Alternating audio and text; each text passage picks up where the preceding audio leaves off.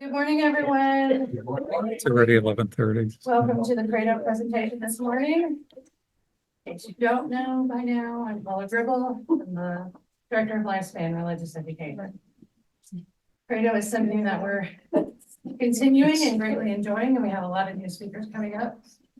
I will let you know that we have to figure out March because there's now a congregational meeting for a vote about changing the bylaws on the 24th. There's a get-together session on the 17th, an information session, that's the word I was looking for. And then there's a vote on the 24th. So we'll figure out what to do or postpone it. And then in April, it's a week early. It's on the 21st. Because of candidating week, which starts on the 28th. So welcome, glad to have you this morning. Our speaker is Lisa Hagen.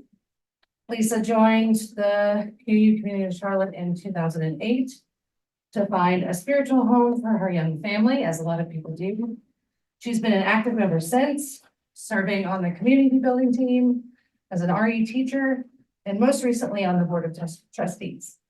Lisa was raised in the Lutheran church, but realized that was not the path she wanted for her children as they were growing up, and has found her spiritual home in Unitarian Universalism. Please welcome Lisa Hagen. Morning, everyone. Somehow this is more intimidating than speaking in front of the whole entire congregation, but we will muddle through it together. As Paula said, I was raised in the Lutheran church, and I think my fate there was sealed before I was even born. I was adopted, and I was adopted through Lutheran Social Services. My parents specifically picked that organization because they thought that religion was really important in their life. And they wanted to make sure that the child they were getting would fall in line with those beliefs. So my parents still give money to the United Way and gear it towards Lutheran Social Services because it was such a big part of us as a family. And then my being part of that family. So I grew up at the Lutheran Church of the Holy Spirit in Colorado. And remember from an early age asking, like, if God is everywhere, why do I have to wear fancy shoes and tights and itchy dresses every Sunday? Because he's supposed to be able to see me all the time, no matter what I'm wearing. So why can't I wear my plain clothes? This doesn't make sense. And my mom's response was, it's just what we do. That was often the response I would get whenever I would ask questions about anything that was happening. And I went to Sunday school and vacation Bible school. I was communed, and I remember for my confirmation, standing in my kitchen saying, this is dumb. I don't want to do this. This is not what I believe. And I feel like walking into that place and making all these promises that I don't hold true is being unfair to other folks in that building because I'm being a hypocrite. And the response was, we have all of your family coming. This is just what we do. So got confirmed just because it's what we did as a family. It's how we operated as a family. But didn't really want to do that at all. As I got older, I was bribed to go to church with my family with the pancake house on Sundays afterwards, and I could get any omelet I wanted, and my mom wasn't gonna make a big deal about it. So that was how they got me to church. I remember moving to Buffalo when I was about 10. And it was the summertime, and so we're dressed in shorts and t-shirts and all the things, but we got stranded there. Big storm, stranded. It was the new United Wing from the 80s, and no one knew how to work the air conditioner. The building was freezing. My dad found garbage bags that were clean for us to use as like sleeping bags, but there was a little family near us who didn't have coats or garbage bags or anything to make do. And so I tried to offer them my coat, and my mom said, don't do that. They didn't plan well.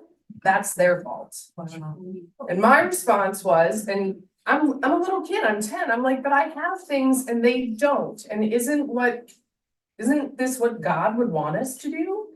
And my mom said, they just didn't plan well. Go get your coat back. So that was 36 years ago.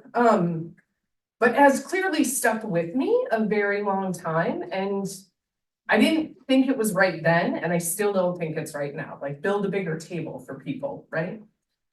I remember the pancake house, and then when my children were born and when my husband and I initially got together, we talked about religion and how we might someday want to raise a family. He was raised Catholic, I was raised Catholic without the guilt, Lutheran.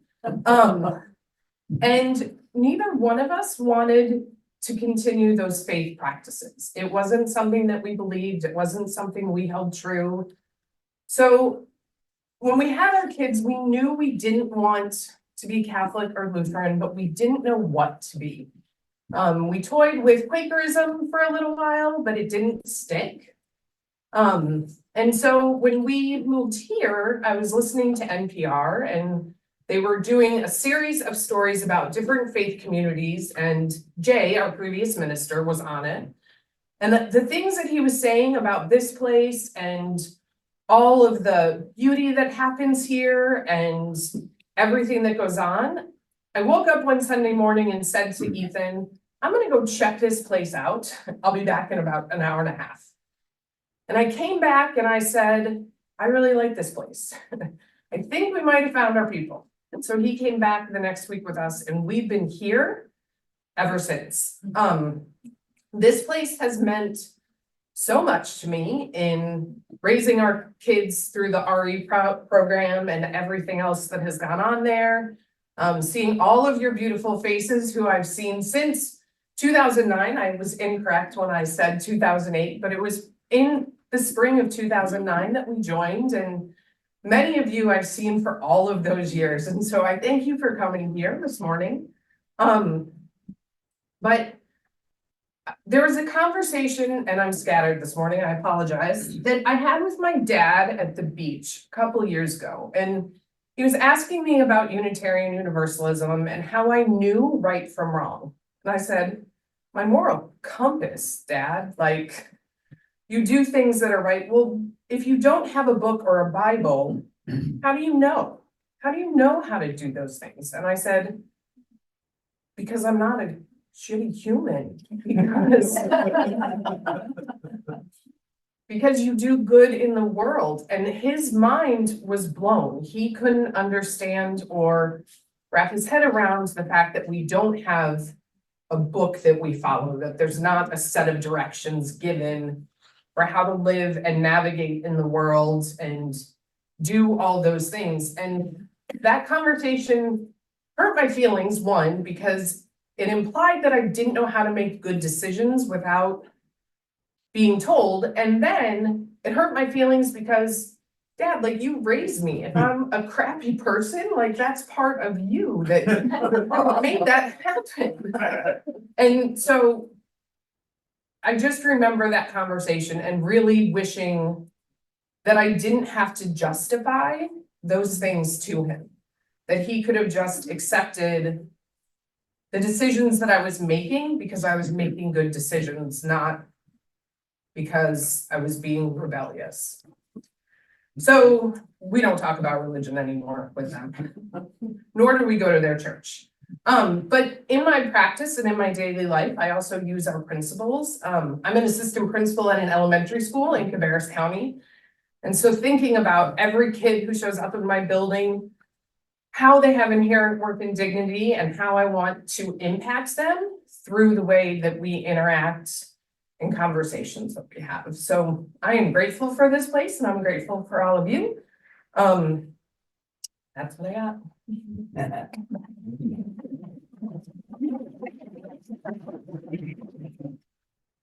We'll take questions, and if there are any on Zoom, you wave at me. Does anyone have, I actually have a question. Yeah. Questions. How do you handle holidays? So we celebrate Christmas, but not in like the Christmas way. Like not in the, it's Jesus's birthday and all of those things. It's a time for us to celebrate and come together and experience the traditions of, we make German food every Christmas. So we make either sauerbraten or rouladen because that's what my family made every year. So I think it's more the traditions that we celebrate and not like the spiritual pieces. Are you able to celebrate holidays with your family? Mhm. Yeah, And we celebrate with my husband's family too. excellent. Yes. No, I'm just Oh, acknowledging it. yes. I don't have a question, but I do want to honor you. I had a chance to work with you professionally, and I can attest that you carry these. Being a good person right through your counseling. I've had the benefit of having your students that you were guiding in my class, and so I really want to honor you for carrying these. Thanks, Jared. Yes. So I'm curious, the conversation you had with your dad at the beach, Uh-huh. you think he was more curious or you think his opinion was that you were making bad decisions? It was in that context, or he just? No, I wondering- think he was curious. It was just the way he was going about it. Like, we're at the beach, we're having a good time, we're in the ocean. And then he was like, I don't understand how you don't have a book that you follow or a core tenet like the Ten Commandments that guides your everyday. And I was like, you okay, man? Like, are you having a heat stroke? What's happening? It was hot that day. But I mean, he was being curious. It was just a weird setting to have that conversation. We hadn't been talking about religion. We hadn't been, it was just like out of the blue. I sense that maybe he was just, like you say, more curious, and if he had known that it would hit you like that way, maybe he wouldn't have. I don't think he would have. I have a great relationship with both of my parents. I adore, I'm a huge daddy girl. I don't think he was trying to be like mean or malicious. It was just weird. But I guess what I would add is, it doesn't seem like that door would have to be closed to kind of go forward with him and exploring, because things often hit me the wrong way at first, but then it just seems like there's enough connection there. that maybe Yeah. If you ever wanted to. Yeah. Yes. I know you've always been active here. Are there any other places that you give your time to? When my girls were little, Organizations, yeah. Girl Scouts, I was a Girl Scout troop leader, Brownie troop leader. Honestly, at the end of the school day, I'm like, I'm real tired and I don't think I can people anymore. Like I tell Ethan all the time, I need one weekend day to not people, like just sit at my house in cozy clothes and not go anywhere. Cause it's too much people. Yes. So are your kids still active UUs? Like, where are they now? Yeah, so our oldest, Amelia is in Lynchburg, Virginia, but is moving home soon. So I imagine you'll see their face here more often. Lily just joined, which I'm super excited about. They've been coming here since they were 5 and they're 20. So being a young member, and that was their choice. It wasn't something that we pushed. We said, if, you know, when we would go to church, we'd say, you want to come with us? Yeah, I'll come. And they always say, I'm really glad that we started coming here and seeing all of the faces and the people who support me was helpful. So yeah. That's awesome. And Lily's amazing. I think they're amazing, but I'm biased. Yeah. I don't have to be biased, but they are amazing. And as a side note, there's something right going on in this congregation because it keeps bringing back young adults. I don't know if you've noticed that, but it's very, very uncommon. And the number of young adults who are teaching in RE, who Tana was lay service leader today, Lily is very active, like we're doing something right by that. So that's.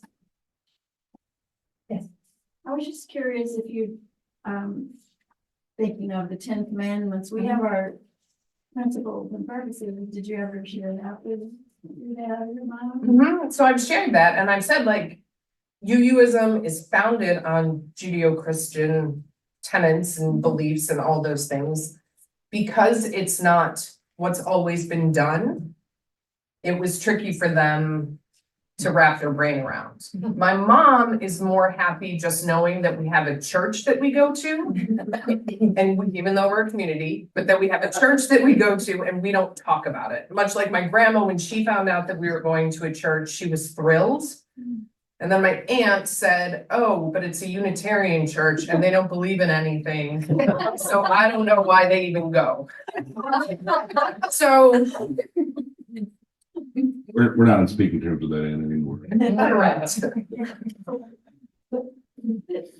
Yes. Can you please tell us a little bit more about raising your daughters as you were full-time members of the church? And from the time they were born, was it? So we moved to Charlotte when they were 5 and 6. Okay, And so they've been coming here since they were 5 and 6. okay, but as a matter of choice or how, I'd love to hear more details about how their relationship was with it growing up. Yeah, I don't think that we gave them a choice. I think it was my husband and I decided we're gonna start going here and you're gonna come Yep. because Cause they're we 5 can't and leave 6. we can't leave a 5 and 6-year-old at home. That's irresponsible. Yeah. Choice by high school. By high school, Yeah. yeah, so by the time that they got to high school, we said you need to go at least one weekend. And then when you graduate, you can decide. But we also said, like, this is an activity that we do as a family, so if you don't wanna go to RE, you don't have to go, but you'll need to sit in the sanctuary with us and participate in service, whatever that looks like for you. They started coming and they found other little weirdos like them. And I mean that like with all the love and kindness in my heart, right? But being a liberal, sort of outside the box thinking family in Charlotte, North Carolina, sometimes made it hard. Like Amelia had kids tell her she couldn't be their friend anymore and they couldn't share toys because she didn't believe in God and she was going to hell. Right, exactly, yeah. That was in 2nd grade. Right. So that was part of the reason why we decided we need a faith community where we can find our weirdos Yeah, and they can support like all of us. yeah. But when they were in elementary and middle school, they loved coming. They loved RE. They loved the lock-ins. They loved doing everything, going to the mountain to camp. Like that was something that they greatly enjoyed. So it wasn't a fight. Nice. Yeah, I just want to get in the details. Yeah. Did they go through coming of age? Mhm. So did you guys ever talk about the difference between the sort of coming of age experience you had and what they had? Mhm. And I was a coming of age mentor when Amelia was going through. So that was an interesting thing to see, like, see it as a parent, see it as a participant, see it as a like, it was interesting. But yeah, we talked about the fact that getting confirmed for me was terrible. And Amelia's like, I really like coming of age. I really like this idea. And the difference that it gives me that I can make it my own. And that it's not scripted in, you have to wear a white dress to get confirmed and you have to make all these promises that you don't want to make. But yeah, both girls went through coming of age. And Owl, they talk about Owl a lot. And that's funny when they talk about it with people who aren't UU or don't know about Owl. And they're like, oh yeah, when I was in 2nd grade, I was going to sex ed class and people like do a double take. But, you know, then they talk about like the details of Owl and how it benefited them for relationships and conversations and all those things. And they're grateful for that aspect of it. Yes, ma'am. I wanted to add something about Amelia and Lily. I coordinated this for a few years when they were like about 18. And we often had a graduating senior to do their Credo. And they both did wonderful jobs. In not the same year, but both did a great job. And so you can certainly had a lot pulled together through their experience here. Thank you for that. Well, and I would add to that, that what you said about your dad, that he's the one that raised you, so it had to be someone from him. I think you can rest assured knowing that the have to be somewhat on you. Oh, thanks. It seems to me like you did a lot of service type stuff in the congregation. Have you had the opportunity to enjoy your membership as well? Yeah. What are some of the things that have meant something for you over time? The consistency and like the pace of a service, like I love being able to predict this is coming and this is happening, but also leaving on a Sunday and chewing on the things that have been talked about in service and like, walking down the hall with a first grader who's losing their marbles because someone looked their way or they didn't get the yellow crayon, but then thinking about something that was said here and sort of telling that kiddo, like the message, not necessarily all the details, but the big picture. And then watching the kid come down from marble loss to being a person again, and the kid, saying like, oh, that's super interesting, Miss Hagen, in first grade words. What else? Nothing on Zoom. Anything else here? We were short and sweet today. Is there any other thing? I mean, you have the time. Is there any other things you wanted to share? You feel pretty good then. I feel good about it, but yes. I came in late, I missed some of it, but what you said was really right on. And I Thanks. appreciate it, extremely much. Thank I you. thought it was excellent. And I think this thing about having not following a book like the Bible or something is we certainly have an internal compass. We are connected with when we're part of the universe, for heaven's sakes. We can pick it up. We can pick it up by experiencing it. We don't have to read it out of a book for a lot of sakes. I think that point is very interesting. That so many people have to go by a text. They don't realize that they are connected with you, that they are part of it.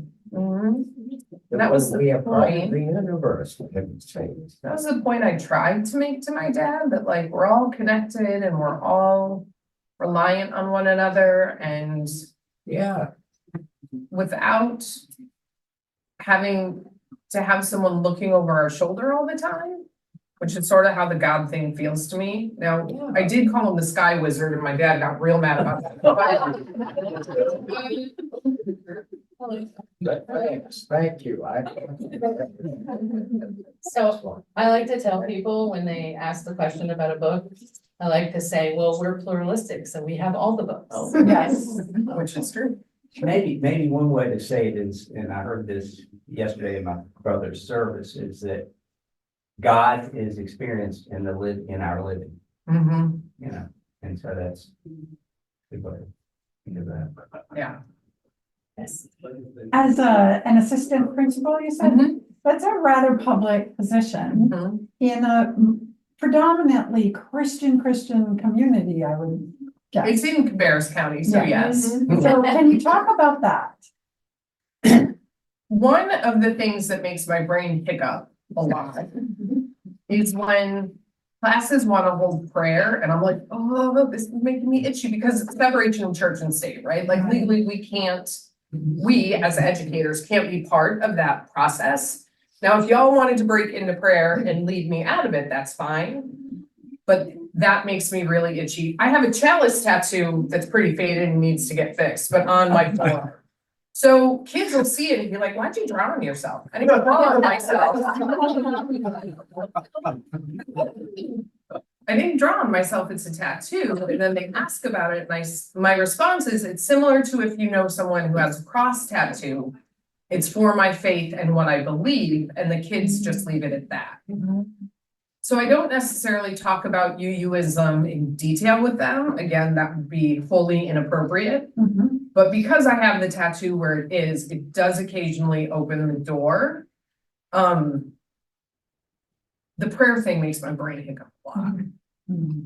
Because they'll want to pray before like staff meetings, or they'll want to pray before we have a like staff meal or something, and I just typically stand there, same way as I do for the pledge, with just my hands behind my back, like, I'm not being disrespectful to you, but I, in my core, can't participate in that because it would be hypocritical to me and it would be insulting, I think, to that space. Have you ever been challenged by other parents or teachers or administrators? No, because again, I don't really talk about it, right? It's much like politics, like, I don't talk about politics at school. I don't talk about religion at school. If people start religious conversations, I have a house of worship, thank you. Right, and so like, that's my response, because I do, and I'm not being insulting, even though I wanna say a myriad of things. But I don't engage in those conversations in my workplace. I just think that's a good practice to have, like, wholesale. All right. If we are all set, then, you mind hanging out here for just Yeah, a I couple can, of yeah. minutes in case people have individual questions, but otherwise, thank you for coming.